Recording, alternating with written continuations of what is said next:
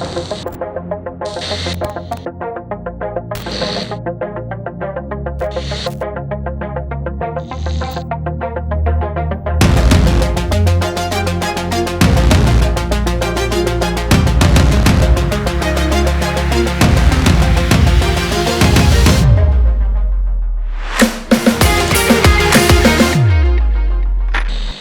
I was a kid, my grandmother used to buy all of our Christmas presents early for my cousins and I, and well before the holiday season.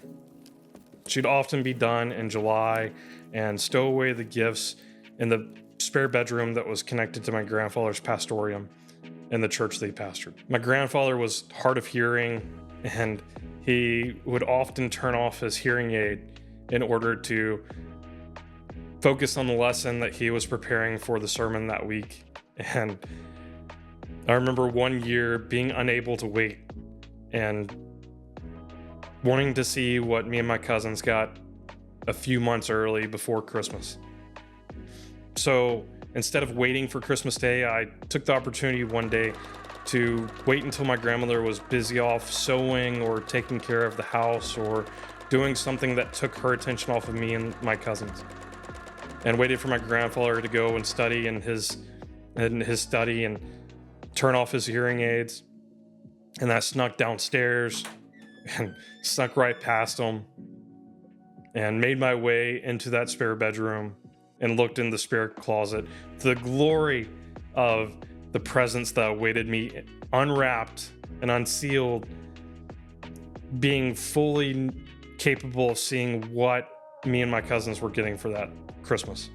Now, I can't remember if those presents were worth it, if it was worth taking the risk of being caught, if it was worth spoiling the surprise of Christmas morning, or in this case, Christmas Eve. But the anticipation was too much for a young boy of my age to be able to endure for the next few months. Most people are familiar with the story of Noah and the flood.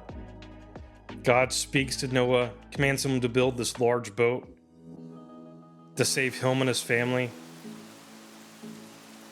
And then one day the waters rise and it rains for 40 days while the entire earth floods. But how long did it take Noah to build this boat? Some scholars estimate that the time would have taken between 100 to 120 years.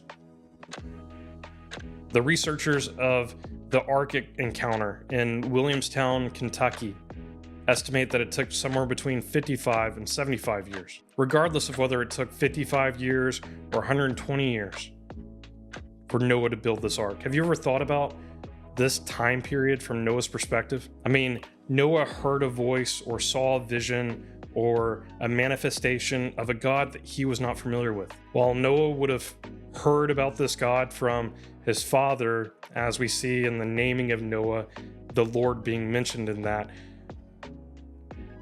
everyone of the day would have not either believed in this God or respected this God's authority. I believe that Noah, at some point in this at least 55-year period, would have thought of himself as going crazy. I mean, what would his wife have thought? What did his kids think? Here Noah is building this boat the size of an American football stadium.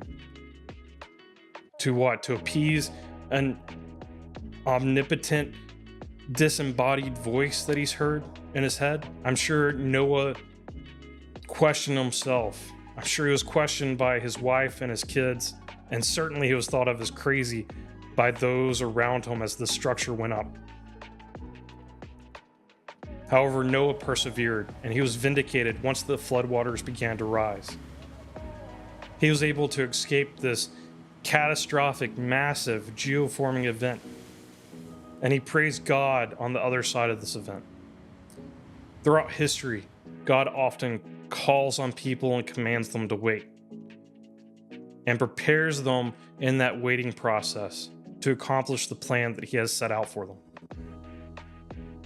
Whether it's the Israelites through generations of captivity and enslavement, allowing them to grow while they're in that time in Egypt, or the generation of disobedient and faithless people as Moses guides them through the wilderness towards the promised land. or the generations of silence between the last prophet and the coming of Jesus. God seems to expect us to grow patience while waiting for his will. This example of Noah waiting is a great reminder for us that need to learn a little bit of patience today in our walk with the Lord. How often does a believer have a life-changing event and lose their faith?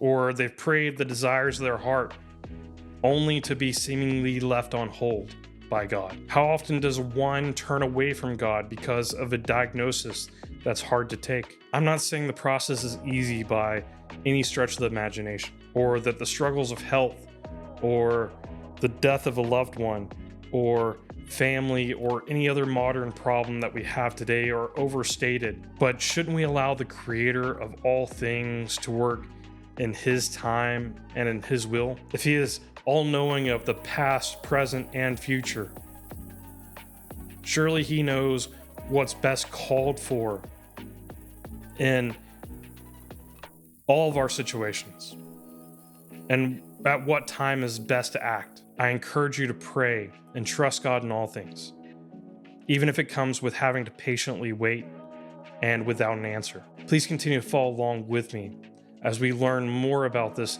incredibly loving and all-knowing God. May God keep you and bless you. Really quick, before you go, let me explain why I felt led to start this channel. When talking to Pilate, Jesus said, "I have come into the world to bear witness to the truth.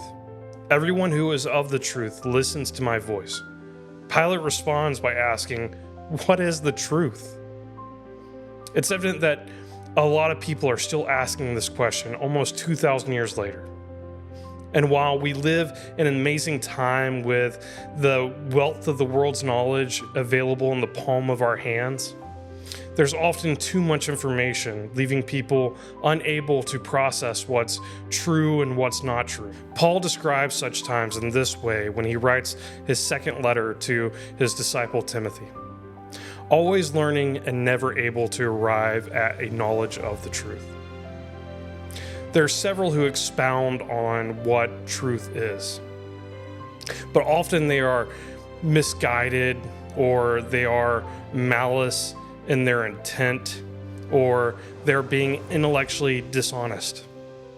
My hope is that I am able to provide evidence for why the scriptural narrative is true, a contextual and practical explanation of the principles found in its writings, and a defense for other believers. As Peter explains, you should always be prepared to make a defense to anyone who asks you for a reason for the hope that is in you, yet do it with gentleness and respect. If you find value in this channel as I do, there are a few ways you can help, both by gifting and without spending any money.